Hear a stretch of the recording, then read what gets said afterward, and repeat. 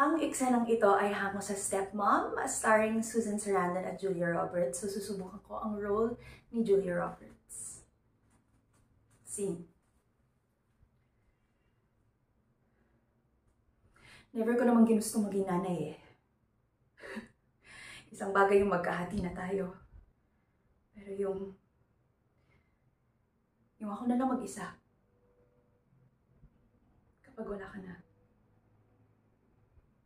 Lagi na lang ako ikukumpara sa'yo. Ayokong taon-taon na mag-aalangan na lang ako. Iniisip ko, mali yung ginagawa ko. Hindi ko alam kung anong ginagawa ko. Hindi ako karapat-dapat na nanay. Ikaw yung dapat na nandito. Bakit kasi ikaw ang awardee para sa ulirang ina? You're the perfect mom.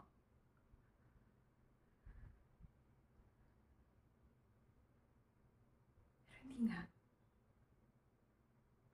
Nandun ka sa bawat kwento, bawat alaala. Niyakap mo sila sa bawat iyak. Ikaw naghilom sa bawat sakit, bawat sugat.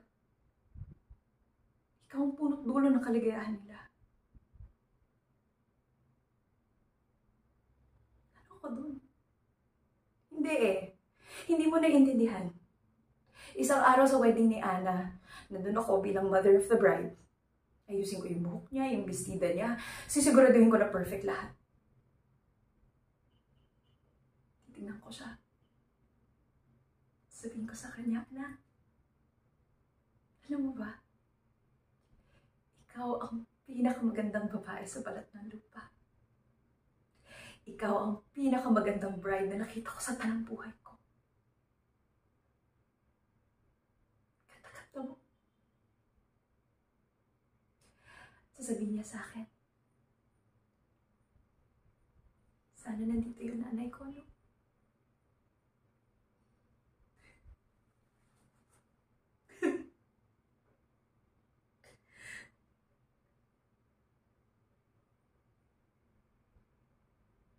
Hindi ko alam kung kakayanin.